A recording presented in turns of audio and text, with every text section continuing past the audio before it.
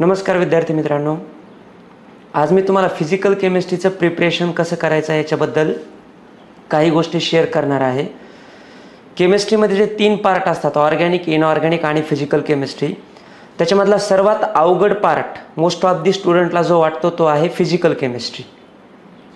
विद्यार्थी मित्रांनो, हा पार्ट अवघड का वाटतो याचे जर तुम्ही कारण शोधण्याचा प्रयत्न केला तर तुमच्या लक्षात येईल त्याचं एक प्राइम रिझन असतं, विद्यार्थ्यांचे बेसिक मॅथमॅटिकल कॉन्सेप्ट क्लिअर नसतात। तर सर्वात महत्त्वाची गोष्ट, तुम्हाला मॅथमॅटिक्सचे फंडामेंटल्स क्लिअर करावे लागतील।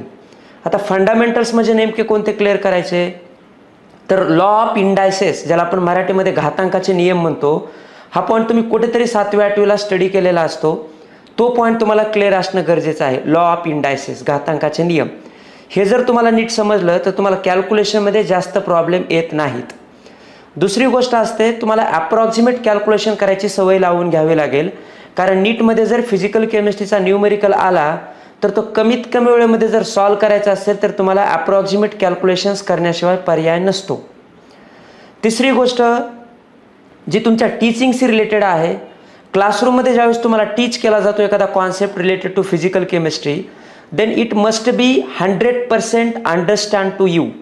तो कॉन्सेप्ट तुम्हाला 100% समजणं गरजेचं असतं, कारण जर फिजिकल केमिस्ट्रीचा कॉन्सेप्ट समजला नाही तर तुम्हाला तो सेल्फ प्रिपरेशन करता येत नाही। त्याच्यामुळे क्लासरूममधली 100% अंडरस्टँडिंग अतिशय गरजेची आहे, आणि हे जेवढं विद्यार्थ्यांचं काम आहे त्याच्यापेक्षा जास्त काम त्या रिस्पेक्टिव्ह टीचरचं आहे। त्याच्यामुळे तुम्हाला संकल्पना किंवा कॉन्सेप्ट समजणं अत्यंत गरजेचं असतं। त्याच्यानंतर घरी गेल्यानंतर तो जो कॉन्सेप्ट तुम्हाला समजलेला आहे त्याच्या तुम्ही नोट्स बनवणं अपेक्षित आहे, NCERT मधून तो रीड करणं अपेक्षित आहे, आणि आपण जे मॉड्यूल्स देतो, तुम्हाला मॉड्यूल्स असतील किंवा DPP असतील, त्याच्यामधले न्यूमेरिकल्स सॉल्व करणं एक्सपेक्टेड आहे। जे न्यूमेरिकल्स तुम्हाला आले नाहीत, त्याचे आन्सर जर जमले नाहीत, it's your responsibility that you should immediately contact the concern teacher. त्या शिक्षकांना भेटून तुम्ही तो डाऊट लगेच क्लिअर करणं गरजेचं आहे, कारण जर डाऊट तुमचे राहिले, ते जर तुम्ही डेली क्लिअर नाही केले तर ते डाऊट वाढत राहतात, आणि त्याच्यानंतर मग तुमच्या डोक्याच्या बाहेरून ती गोष्ट निघून जाते, आणि मग त्याला ओव्हरकम करणं खूप अवघड होऊन जातं। तर ह्या काही गोष्टी आहेत ज्या तुम्हाला फिजिकल केमिस्ट्रीचं प्रिपरेशन करताना लक्षात ठेवाव्या लागतील। मी परत सांगतो, बेसिक मॅथमॅटिक्स कॉन्सेप्ट ज्याच्यामध्ये लॉ ऑफ इंडायसेस येतात ते क्लिअर असणं गरजेचं असतं। तुम्हाला ॲप्रॉक्सिमेशन करता येणं गरजेचं आहे कॅल्क्युलेशनमध्ये, जेणेकरून तुम्ही कमी वेळेमध्ये जास्तीत जास्त न्यूमेरिकल सॉल्व करता। आणि तिसरी गोष्ट, क्लासरूममधली टीचिंग 100% क्लिअर होणं गरजेचं आहे। ह्या जर 3 गोष्टी तुम्ही फॉलो केल्या तर तुम्ही फिजिकल केमिस्ट्रीमध्ये खूप चांगला स्कोअर करू शकता।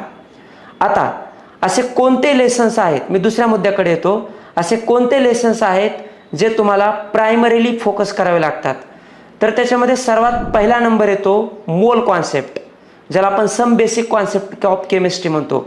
हा तुमच्या 11वी केमिस्ट्रीमधला पहिला चॅप्टर आहे, some basic concept of chemistry. मित्रांनो, जर हा लेसन तुम्हाला 100% क्लिअर झाला नाही तर तुम्हाला फिजिकल केमिस्ट्री समजू शकत नाही। तुम्ही कुठेही जा, ऑफलाईन क्लास करा, ऑनलाईन क्लास करा, कोणतंही इन्स्टिट्यूट जॉईन करा, परंतु तुम्हाला मोल कॉन्सेप्ट म्हणजे some basic concept of chemistry हा चॅप्टर 100% समजावा लागेलच।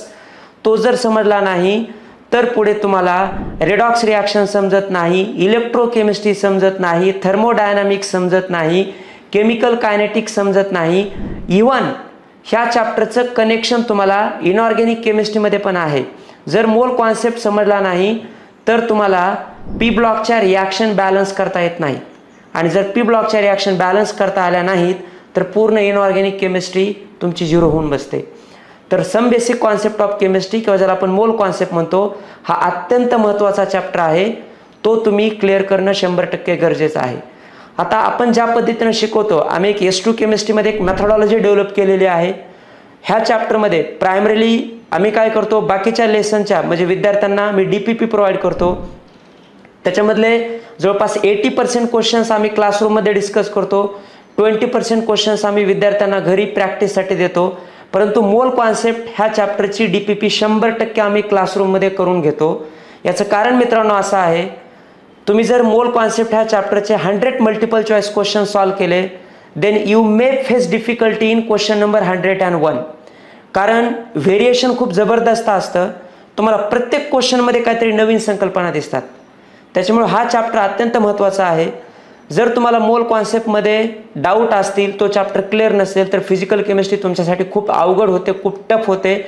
कारण मी सांगितल्याप्रमाणे पुढे तुम्हाला कुठलाही लेसन क्लिअर होत नाही. So B focus with mole concept. जर तुम्हाला त्याचा काही डाऊट असेल तर तुमच्या टीचरकडून तो इमिडिएटली क्लिअर करून घ्या, तर तो चॅप्टर तुमच्यासाठी सोपा जाईल. And if you are clear with mole concept then you must be clear with physical chemistry.